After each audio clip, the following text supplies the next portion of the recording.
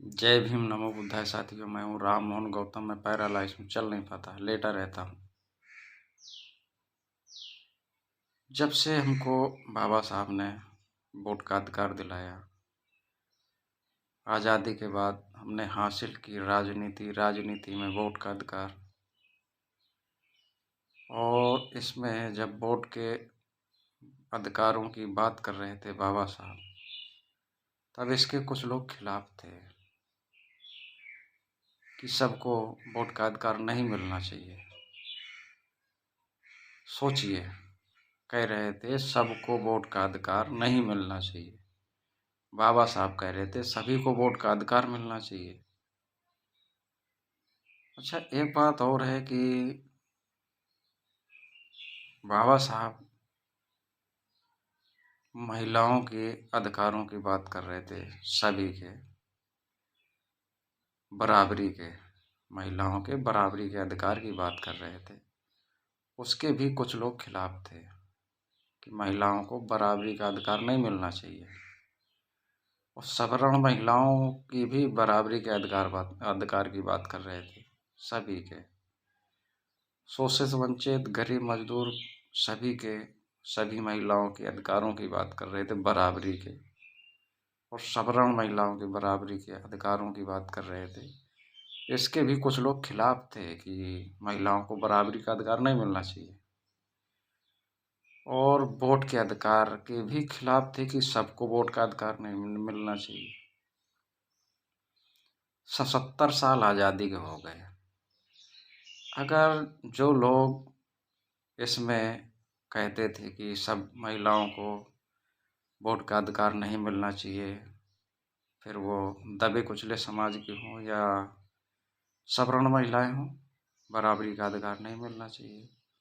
अगर ऐसे लोग जो शासन में बैठे हों, तो सोचो, क्या महिलाओं के ऊपर अत्याचार नहीं होगा?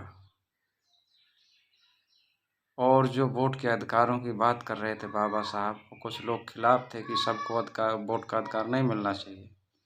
अगर ऐसे विचारधारा वाले लोग शासन पर बैठ जाएं, तो क्या उनको वोट के अधिकारों से वंचित नहीं किया जाएगा? अब वोट के अधिकार में ये सब है: शिक्षा, स्वास्थ्य, सुरक्षा, मान सम्मान, स्वाभिमान, समानता, न्याय, रोजगार, ये सब है।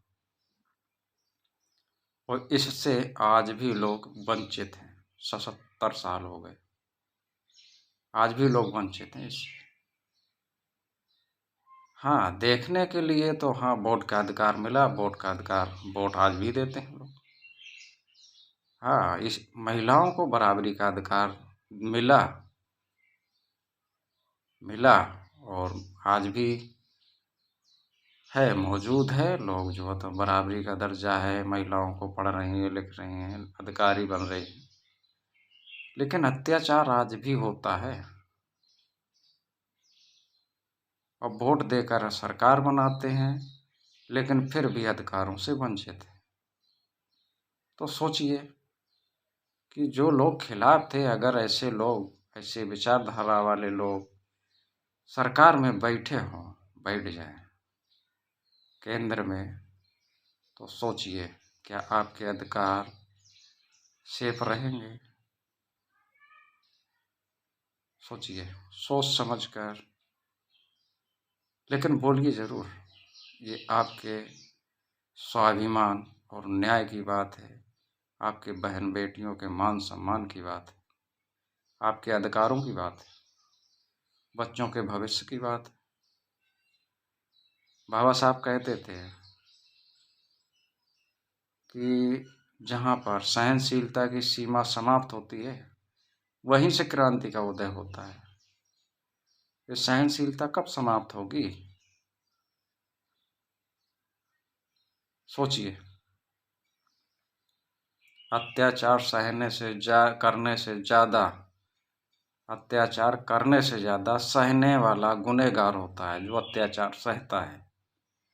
77 साल आज़ादी को हो गए, आज भी वोट के अधिकारों से, वोट तो देते हैं लेकिन जो अधिकार हैं आपके, उससे आज भी वंचित हैं। सोचिए, और वोट देते आ रहे हैं। दावे वादे किए जाते हैं बहुत बड़े बड़े, लेकिन पूरे हुए नहीं। घोषणा पत्र में दावे वादे बहुत बड़े बड़े किए जाते हैं, क्या पूरे हुए? नहीं।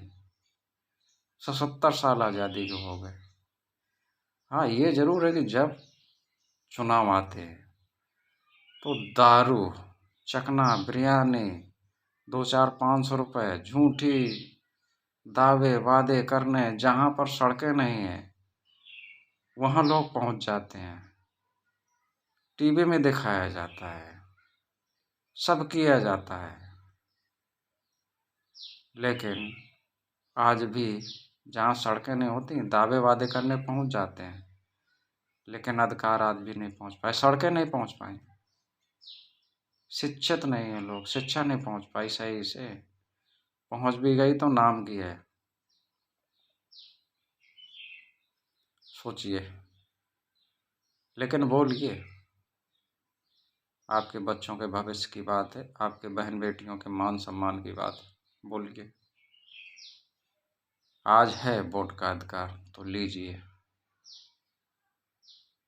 क्योंकि मैं फिर कहता हूँ कि अत्याचार करने से ज़्यादा सहने वाला गुनहगार होता है।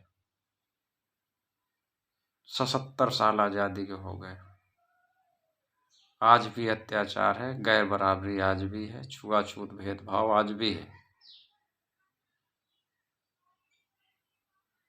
लोग घूमते हैं, जो ज़्यादा घूमते फिरते हैं उनसे पूछिए है या नहीं है। गांव स्तर में आज भी है, बहुत जगह ऐसा है, गैर बराबरी है, और लोग देख भी रहे हैं। ऐसा नहीं है कि ना हो। जमीन स्तर पर देखिए, उतरिए जमीन स्तर पर। ऑफिस में बैठ के एसी के रूम में बैठ करके कोई बात कहना बहुत आसान होता है। जमीन स्तर पर देखिए, जमीन में देखिए, गांव गांव जाकर देखिए, कितना लोग परेशान हैं, कितना अत्याचार होता है। यहाँ तक लोग तो थाने तक नहीं आ पाते, रिपोर्ट तक नहीं लिख पाते, इतना अत्याचार होता है, दावे वादे किए जाते हैं। अच्छा, 77 साल आज़ादी के होने के बाद भी आज भी लोग अधिकारों से वंचित हों, अत्याचार आज भी हो, बेरोजगार आज भी हैं लोग, दावे वादे किए जाते हैं। अच्छा, परम पूज्य बाबा साहब चाहते थे कि सभी को न्याय, सभी को अधिकार मिलना चाहिए, और मान्यवर कांशीराम साहब ने तो वोट के अधिकारों की लड़ाई लड़ी। जो कहते हैं तो उन्हीं के उत्तराधिकारी हैं आदरणीय बहन जी। वो सभी के न्याय की बात करती हैं। उनका 4 बार का शासन जिसने जिया है वो जानता है कि कानून का शासन किसे कहते हैं। तो 4 बार रहे शासन में, देखा कि कानून का शासन ऐसा होना चाहिए। बहन बेटियों के साथ अत्याचार बिल्कुल नहीं हुआ। जो वैकेंसी निकाली वो कभी कोर्ट कचहरी नहीं गई, सीधा नौकरी मिली, पेपर आउट नहीं हुआ। और शिक्षा को बढ़ावा दिया, primary school, inter college, degree college, university बनवाई, और यहाँ तक है कि स्कॉलरशिप भी दी है।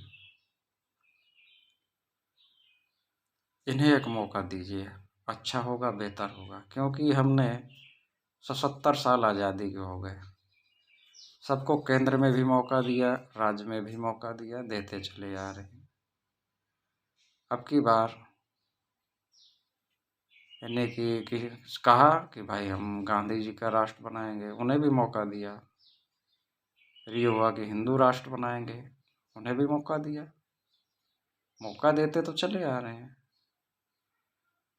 आदरणीय बहन जी हैं, इन्हें एक मौका दीजिए, बेहतर होगा, अच्छा होगा। ये सभी के न्याय के, शोषित वंचित समाज के न्याय के, सम्मान की, अधिकार की बात करती हैं, संविधान की बात करती हैं। संविधान में सभी के अधिकार हैं, तो इन्हें एक मौका दीजिए, बेहतर होगा, अच्छा होगा। और मेरे चैनल को सब्सक्राइब करें, लाइक करें, शेयर करें। पैरालाइज हूँ, चल नहीं पाता, लेटा रहता हूँ। जय भीम, नमो बुद्धाय।